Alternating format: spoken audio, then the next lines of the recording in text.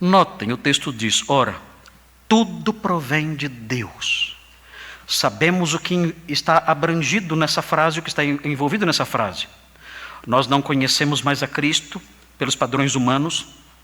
Nós somos novas criaturas, as coisas velhas já passaram, tudo isso provém de Deus. Nós fomos reconciliados com Ele, isso provém de Deus. Deus deu o primeiro passo para nos reconciliar consigo mesmo. E aprendemos então aqui a fonte da reconciliação qual é? É o próprio Deus. E o texto prossegue. Ora, tudo provém de Deus que nos reconciliou consigo mesmo por meio de Cristo. É importante essa afirmação. É uma cláusulazinha teológica e doutrinária. Como nós obtemos essa reconciliação? O apóstolo Paulo diz que isso acontece por meio de Cristo. Sem a atuação dele e sem a fé nele, a reconciliação é impossível. O apóstolo Paulo repete isso, e eu quero que os irmãos acompanhem, por favor, em Romanos 5.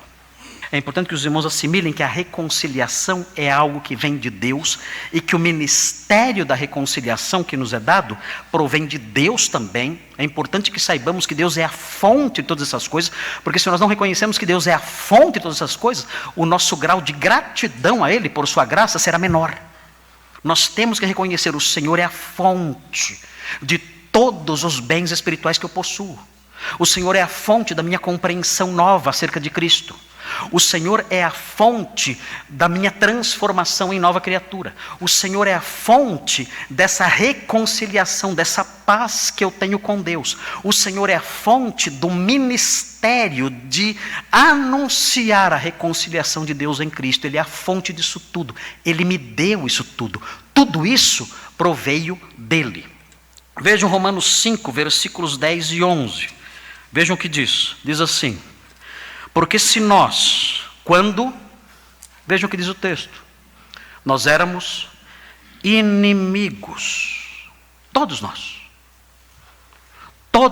éramos inimigos. O texto é claro em dizer isso. A Bíblia diz que nós éramos filhos da ira, como também os demais. Quem são os demais nesse texto que diz que nós éramos todos filhos da ira? Os demais são todos os membros da humanidade. Todos são filhos da ira. O que significa a expressão filhos da ira? A expressão filhos da ira significa, é aplicado a quem está fortemente associado à ira de Deus. Esse é o significado de filhos da ira. Assim como a expressão filhos da prostituição significa pessoas fortemente associadas à prostituição. E assim também outras expressões semelhantes. Quando a Bíblia diz que os incrédulos, ou que nós éramos filhos da ira, isso significa que estávamos fortemente associados à ira de Deus, sendo merecedores dela. E o texto diz que nós éramos filhos da ira, como também os demais. Toda a humanidade é integrada por pessoas que estão fortemente conectadas à ira de Deus, sendo merecedoras dessa ira. O texto diz que nós éramos assim. Vejam, o versículo 10 do capítulo 5 diz: porque se nós, quando inimigos, fomos, vejam o que diz o texto. Vejam, observem a voz passiva. Nós fomos reconciliados. Quem é a fonte? Quem é a fonte da reconciliação? Deus. Nós não tomamos a iniciativa para nos reconciliar, não. O verbo está na voz passiva. Nós fomos reconciliados com Deus. E vejam o que diz agora: mediante a morte do seu filho, diz o texto. Foi por meio da morte de Jesus que a reconciliação se tornou possível. E veremos o porquê disso dentro em breve.